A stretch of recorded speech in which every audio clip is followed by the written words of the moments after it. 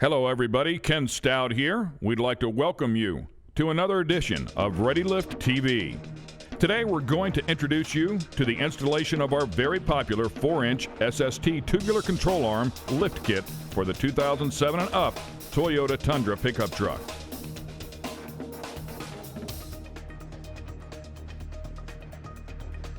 We begin the installation by first removing the battery. This is a requirement in order to access the upper control arm bolt on the driver's side. Next, we want to lift the vehicle and remove the stock wheels and tires.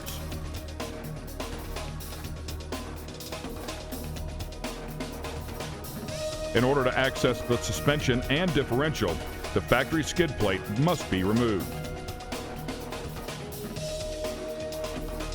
The inner fender well debris skirt must also be removed or moved out of the way enough to be able to get to the suspension.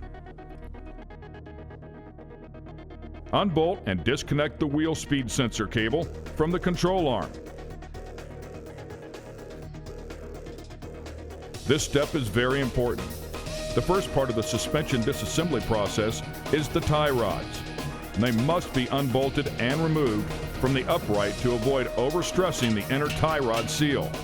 Remove the nut and tap the upright with a hammer to loosen. Then remove the tie rod. With the tie rods unbolted, next we move over to the sway bar and unbolt it from the frame. The first step in removing the upper control arm is to unbolt the upper ball joint from the upright. Leave the nut loosely attached and tap with a hammer to break it loose. Now we can begin the exercise of removing the upper control arm bolt, which is a long bolt that extends all the way through both control arm ears. The bolt will have to be removed forward and into the area where the battery was removed from.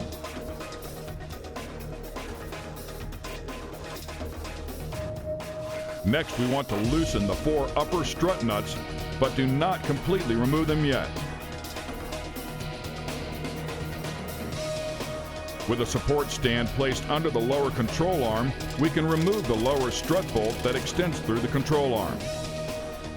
A good alignment tip is to mark the lower control arm adjuster cams before loosening up the lower control arm bolts. With the lower control arm hardware loosened and the upper strut nuts removed, the factory strut can be removed from the vehicle. As with all ReadyLIFT SST lift kits for Tundra trucks, we supply differential drop spacers to lower the differential.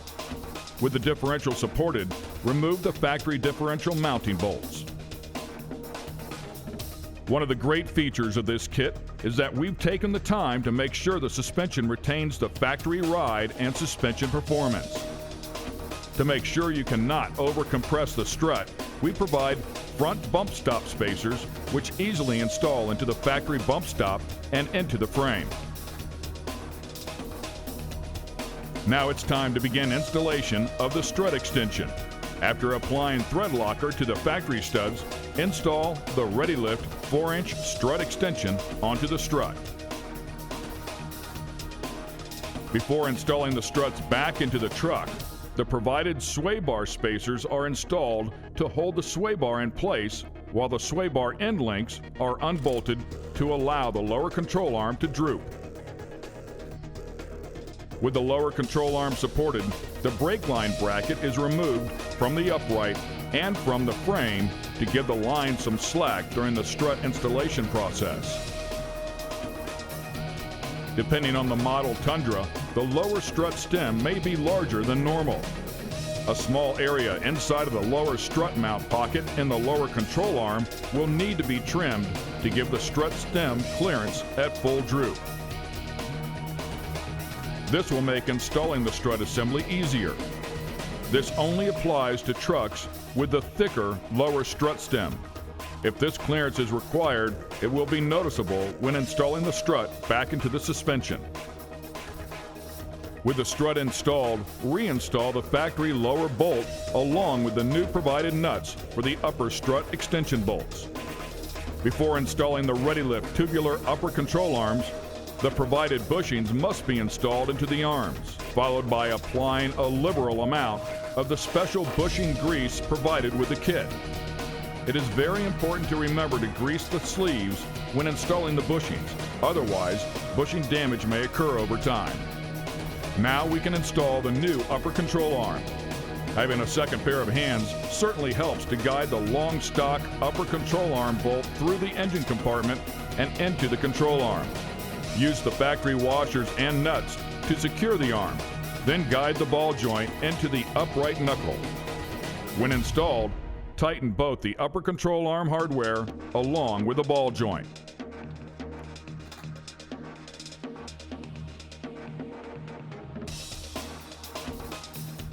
Once the suspension has been securely tightened back up, reinstall the brake line knuckle and frame brackets along with the wheel speed sensor cable and connection.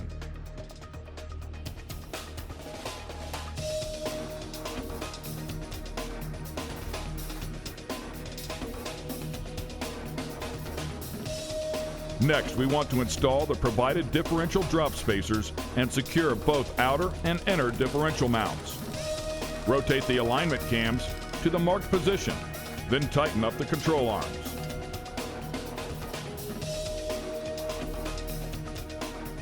The last step to button up the front suspension is to install the tie rod into the knuckle and torque down.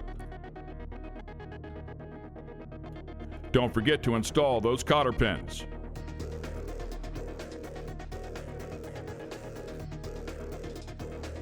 Finally, we want to reinstall the skid plate. We provided half-inch spacers to allow the skid plate to clear the lower differential.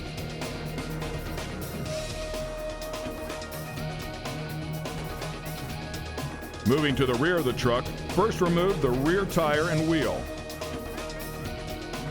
Then unbolt the wheel speed sensor bracket from the axle housing, followed by removing the bolt holding the parking brake cable bracket. Doing so allows the rear end housing to be lowered without damaging the lines and cable.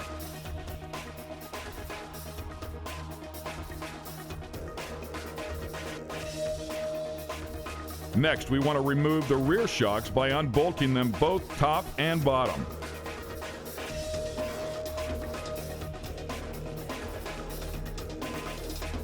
With the axle properly supported, unbolt and remove the factory U-bolts and axle plate.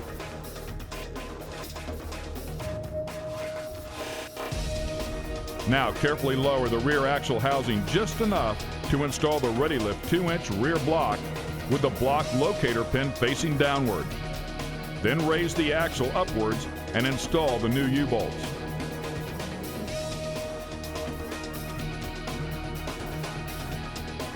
Add a dash of anti-seize to the U-bolt threads, then install the nuts and tighten.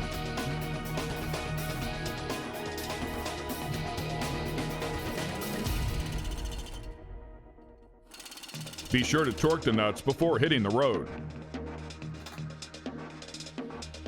Since we have lowered the rear end housing down with the addition of the rear blocks, we provide a brake line bracket extension to prevent line stretching. Speaking of extensions, we have one for your factory rear shocks too. To install it, begin by removing the upper bushings followed by applying thread locker to the factory stem. Then install the ReadyLIFT threaded extension onto the factory stem and tighten it down.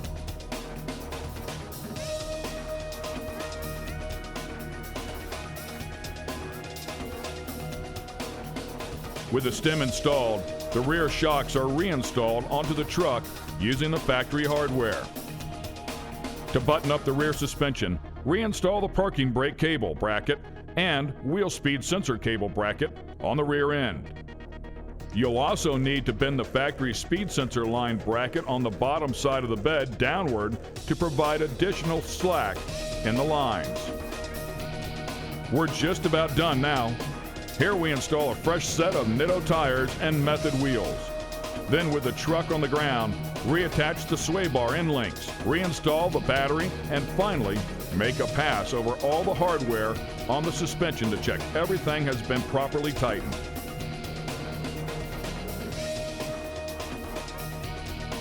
With some 35-inch tall tires and 5.5 or 6-inch back spacing wheels, the tires will touch the skid plate at full turn. To remedy this, scribe a line as shown here, then trim the edge off the skid plate to give the tire the clearance it needs at full turn.